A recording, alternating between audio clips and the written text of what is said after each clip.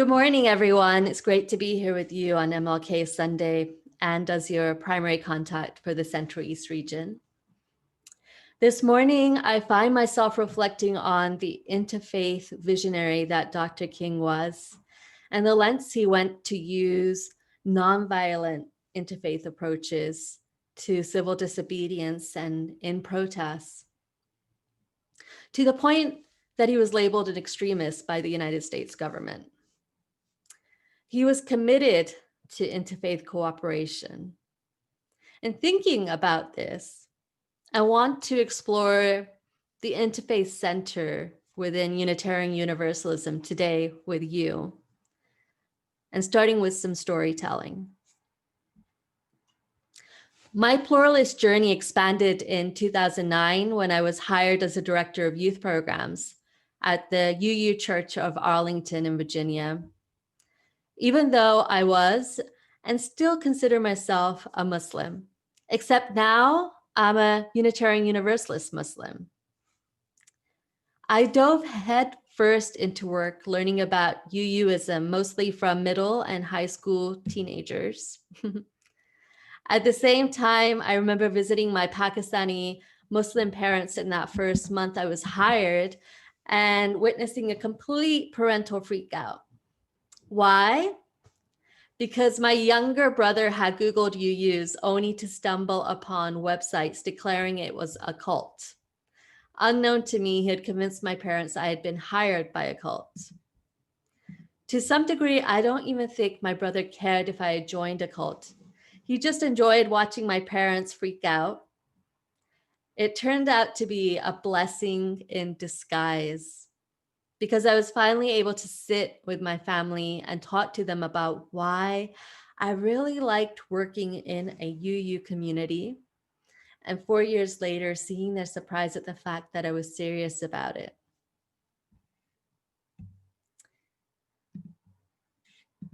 For the longest time, I always felt like I was towing the line between completely belonging in a UU community and being okay with wanting to stay Muslim too. You see, I like being Muslim a lot. I love the Pakistani Muslim culture I grew up in, the prayers my grandmothers taught me to recite when I'm scared. I love the traditions, the rituals, and the 10-day-long weddings too. But now I really love being a UU as well. One of the more powerful experiences I had in my UU journey was around the time of great struggle for my family. My family of 5 migrated to the US in 1998. 10 years later of helping with our family businesses while going to school, as did my brothers, we found out only 4 of us were given our citizenship. So my middle brother was all of a sudden undocumented, given around 60 days to move out of the country. But he decided to stay in the US to finish his undergrad degree, where he was holding down a 4.0 GPA. A few months later, he was pulled over while driving and he was arrested for being undocumented. After being held in a local prison in Virginia, he was transferred to a detention center in Youngstown, Ohio, many, many miles away from us. My family lived in fear for those 2 weeks because we weren't able to communicate with him. We weren't told what happened to him. But when we found out, we began to plan regular road trips to Youngstown. Now, usually I disliked family road trips because my family is full of opinionated, stubborn, strong, politically inclined people, and we could drive each other nuts. But these trips became really essential to us. We had intense experiences, sharing stories with the other detainees and strangers that came into our lives during this time. He ultimately was deported and now lives in London pursuing a degree in medicine. My brother was detained in the same year when UUs were mobilizing to head to Arizona for the 2012 Justice General Assembly, focused on immigration issues and human rights. In that same year, the youth I worked with at the time began taking an interest in immigration issues through meeting with neighboring youth who were dreamers. Dreamers are undocumented students hoping to attain college degrees around the country. That year was a learning year for all of us as we decided to raise $10,000 to take 15 members of our youth group to GA. It's a year that stays in my mind in terms of the energy the youth had, and they squeezed every drop of learning they could about immigration and what was happening in our country. In one particular moment at the 2012 GA, the youth and I went to an interfaith witness for human rights, which was a candlelight vigil at Tent City Jail. Tent City Jail was founded by Sheriff Joe Arpaio and sounds exactly like what it was. Tents set up in the sweltering heat of the desert to detain people in. That night, the youth and I got off a school bus during a humid, hot night near a large detention center.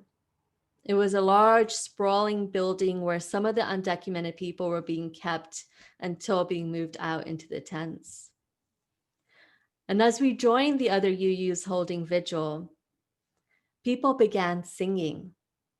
One youth whispered she was scared as we were surrounded by police on horseback holding large rifles. And it was the first time she had seen guns that big. One of the other youth in our group took a big risk being present in the march with us because he was also, at the time, undocumented. Holding hands, we sang so many hymns that night, both in English and Spanish. No one was worried about their singing voices or even if they knew Spanish well.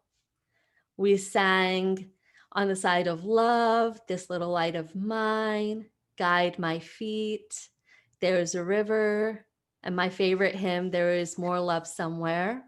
And the list goes on and on. When we began singing Spirit of Life in Spanish, then in English, we saw something incredibly moving happen. A hand popped up and started waving through a narrow window of the detention center. Then other pairs of hands popped up and they started waving as well. And UU started whispering, they can hear us, they can hear us. And the singing got louder and louder. And more hands started waving through the windows as the singing became thunderous. And all I could think of were my brother's hands waving back at me. That was the night I felt my call to ministry and began my application to Harvard Divinity School.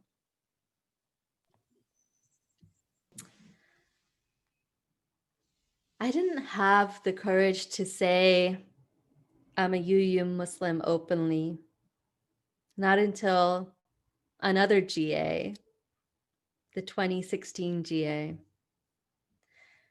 I had been conflicted about my desire to be part of two religious communities. Brings up a lot of questions for me, particularly about being in community. What does it mean to be part of a faith community? Can I be both, or do I have to pick one? At the 2016 GA, I realized I could be both. My friend Ranwa Hamami came up to me and said, guess what we've been doing while you've been gone? And they proceeded to tell me that they've been organizing UU Muslims. We now have a Facebook group and a lot of other things are happening for UU Muslims that are exciting. There's going to be a book coming out about UU Muslim voices in the US. Thanks in part to their proposal, we had a prayer space at the 2016 GA and the ones following it. It was mind-blowing for me to be going from an emotionally engaging UU worship service, then 2 hours later praying and breaking fast with a group of devoted UU Muslims during Ramadan.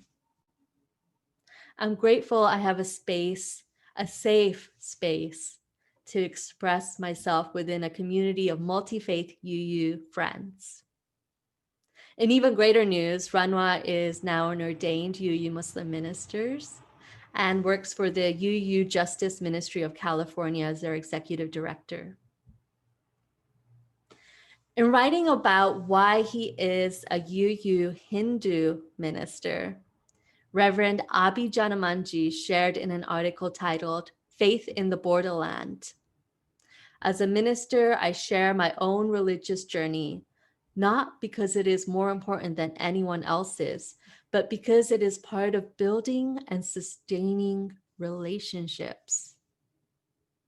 I consider myself a UU Hindu, flavored by the Islamic heritage of my father, Buddhist spiritual practice, and the study and exploration of other world traditions.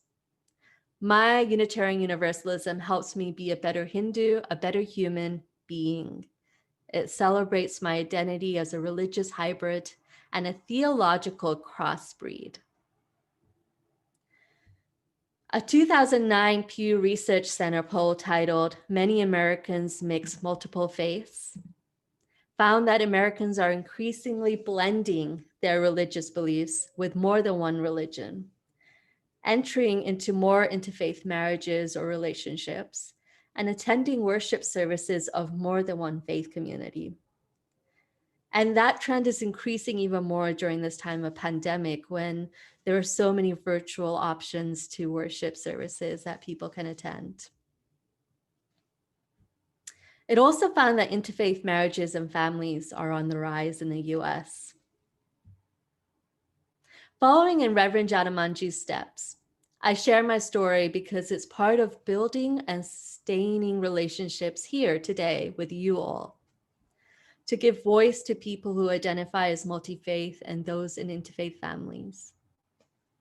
While UUs are eager to build community outside of their UU congregations with interfaith partners, people holding multi-faith identities within Unitarian Universalism, such as UU Muslims, UU Hindus, UU Jews, UU Buddhists, UU Pagans, UU Atheists and Humanists, and UU Christians can be overlooked.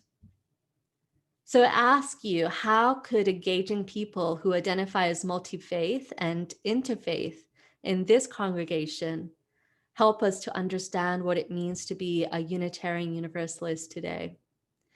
Could it help us be more powerful allies for our neighbors? Reverend Dr. Susan Ritchie, a UU theologian, has traced influences of Islam on Unitarianism and in the Edict of Torda in the book titled Children of the Same God. Her colleague, Reverend Dr. Rebecca Ann Parker, another UU minister, also reflects on Ritchie's groundbreaking work by stating, especially illuminating is the revelation that Unitarians are children of Islam, as well as of Christianity and Judaism. Parker goes on to say, I have learned from Ritchie that you can find Muslim prayer rugs in Unitarian churches in Eastern Europe. It is pertinent for us to start thinking of how to create and sustain welcoming spaces for people identifying as multi-faith or those seeking pluralism, because people will be coming to our community and have been coming, searching for answers and refuge. Could we make space for those amongst us who are UU Christians, and in the same breath, hold space for the UU humanists and atheists amongst us too? Imagine how our spaces and communities could look in the future as we expand to welcome the multi-faith, such as UU Muslims and interfaith families. Some churches could have Muslim prayer rugs, like we did at GA, because we're virtual right now. There are already readings on Islam in our gray hymnal, and there's a hymn written by or inspired by a Muslim. The Nantucket and Belmont UU churches in Massachusetts welcome small Muslim congregations to use their church as a prayer and meeting room. These might seem like small acts of creating welcoming spaces, but to others, they can be large gestures of radical hospitality. Ritchie states in her book, yet what Unitarian Universalism has always understood, even if cultural values sometimes have kept it from acting on that understanding, is that religion is not a container, but a matrix of relationships. Religion is not a single thing, nor is it ever the same. It is not a substance, it is an action. And if religion is a relationship, then it is inherently multi-religious. In one of his final books, Where Do We Go From Here? Chaos or Community? Dr. King showed that race was just one part of his broader concern with human relations at large. He says, quote, "This is the great new problem of mankind.